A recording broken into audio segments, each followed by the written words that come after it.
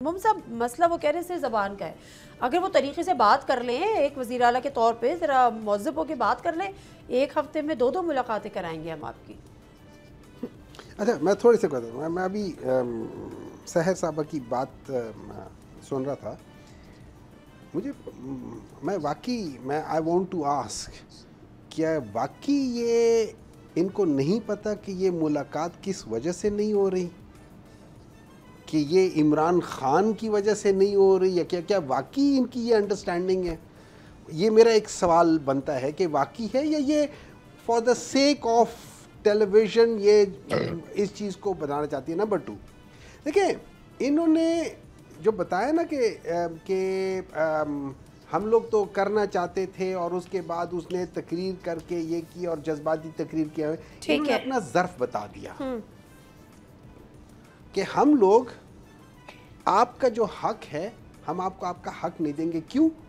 आप जो है ना ऊंची आवाज़ में बात करते हैं, या बहुत जज्बाती हैं, या आपकी बातें हमें पसंद नहीं हैं। उस लिहाज से अगर फ़र्ज़ करें आपका इस्तेकाक भी बनता है, इमरान खान का भी हक बनता है, चाहे वो मैसेजेस हो जाए या नहीं हो जाए, चीज़ रुकेगी नहीं। लेकिन वही वाली बात है, ये उनका हक है, लेकिन ये हक देने वाले नहीं है। और उन्होंने सही कहा है, हमने बहुत दफ़ा टीवी में देखा है और अखबारों में पढ़ा है और सोशल मीडिया में भी है कि उन्होंने जाके चेयर के बड़े अरसे से रहे हैं। हमने ये भी सुना है कि कभी कोई बाद दफ़ा सीट नहीं मिलती तो इंसान डिग्गी में बैठ जाता होता है। ये सामने सब चीज़ें सुनी हुई हैं। अब मुझे नहीं पता कौन डिग्गी में बैठता है, कौन नहीं बैठता है। ये सारी चीज़ें अपनी जगह पर चलती रहती हैं, लेकिन हो जाती है, मुलाकातें हो जाती हैं किसी न भी किसी तरीके से।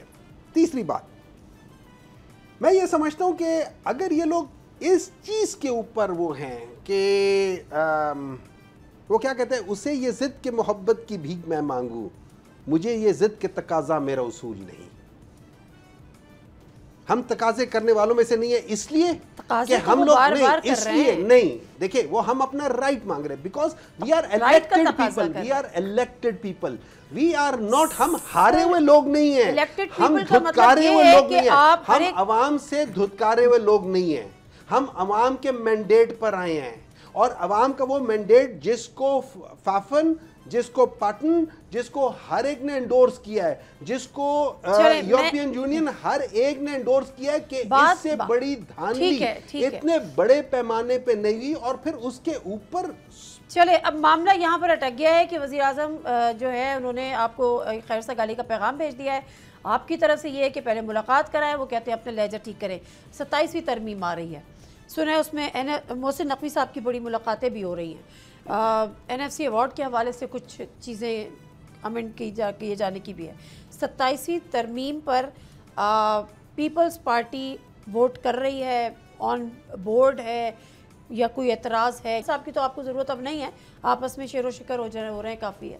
अच्छा नादिया, मैं पहले ये कहूँगी कि प्राइम मिनिस्टर साहब ने बड़ा अच्छा एक जेस्चर दिखाया है, और KP के जो वज़ीर आला हैं उनको निकलना चाहिए आफरीदी साहब को कन्फ्रंटेशन मोड से, और ये देखना चाहिए कि एक सूबे के इंटरेस्ट उनकी जिम्मेदारी है, लेकिन स्टेट के इंटरेस्ट जो है वो जो है उनको सिक्योर करना है। ज़बानी कलामी दिखाना तो बहुत नहीं, ज़बानी कलामी नहीं, देखें बहुत आसान। अगर उनका कह रहे हैं, जो उनका राइट है कि खान साहब से मुलाकात करा दे तो करा दे। देखिए ना, अभी ये सवाल किया था डॉक्टर साहब ने, तो मैं ये कहूँगी कि डॉक्टर साहब बात ये है कि मुलाकातें एक फहरिस्त जाती है ना इमरान खान साहब, जिस पे वो ओके करते हैं मुलाकात। हमें क्या पता यहाँ बैठ के कि ओके कहाँ से नहीं हो रहा। मैं तो बिल्कुल ये समझती हूँ कि अगर गवर्नमेंट के मिनिस्टर्स मुंह पे कह रहे हैं कि अब हम नहीं करा रहे, उनकी ज़बान ऐसी है, अब हम नहीं करा रहे। अभी जो है हुज़ैफा एक बात कह रहे थे कि वज़ीर आज़म के अलावा कोई भी मिनिस्टर कोई बात कहता है उसकी वो अहमियत नहीं है, वज़ीर आज़म ने भी तो नहीं कराई ना। नहीं, पूछ के बताता हूँ, कहते के चुप हो गए। 27वीं तरमीम पे आ जाते हैं, कश्मीर पे भी बात करनी है। जी बिल्कुल। देखिए आपसे पूछूं मैं, देखिए जब हमारे सामने आएगा ड्राफ्ट तो डेफिनेटली पीपल्स पार्टी देखेगी कि नहीं, तो मोहसिन नकवी की मुलाकातें हुई हैं, क्या हुआ है? देखिए मुलाकातें तो बहुत सारे इश्यूज पे हो सकती हैं। 27वीं तरमीम पे हुई हैं, बहुत सारे इश्यूज पे हो सकती हैं। जब ड्राफ्ट आए, देखें अभी तो नेशनल असेंबली का इजलास कॉल नहीं हुआ। 26वीं आईनी तरमीम का भी ड्राफ्ट आपसे शेयर नहीं किया गया था। 26वीं आईनी तरमीम पे हमारी पार्टी हमने एक इनिशिएटिव लिया था कॉन्स्टिट्यूशनल कोर्ट पे, और बिल्कुल एक वजाहत थी हमारे पास, उस पर बिलाल भुट्टो जरदारी ने एक बड़ा फाल किरदार अदा किया था। हमारी अपनी बहुत सारी मीटिंग्स हुई थी।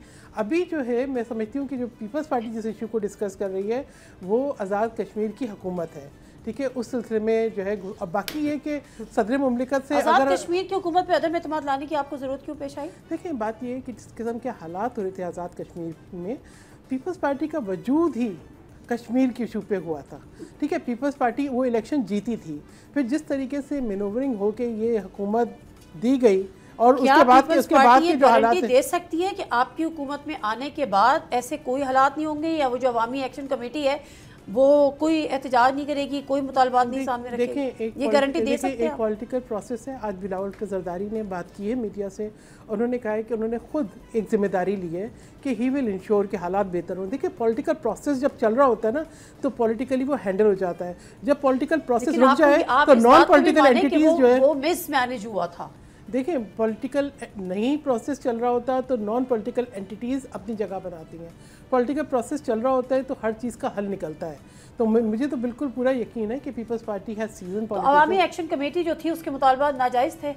देखिए, मुतालबात इस हद तक आना के मसाइल बढ़ जाएं और इस हद तक आना के लॉ एंड ऑर्डर की सिचुएशन हो जाए, इस हद तक आना के तो हम बता रही ना कि जब एक चीज़ पॉलिटिकली एक वज़ीर आज़म हैंडल ही ना कर पाए, जब वो हैंडल ही नहीं कर पाए, उनसे नहीं हुए और वफाक को इन्वॉल्व करना पड़ा, तो यहीं से हमें एहसास हो गया ना कि खराबी है कहीं। मैं इनका ऐड कर लूं क्विकली। देखिए, मैं आपको सिंपल बात बताता हूँ।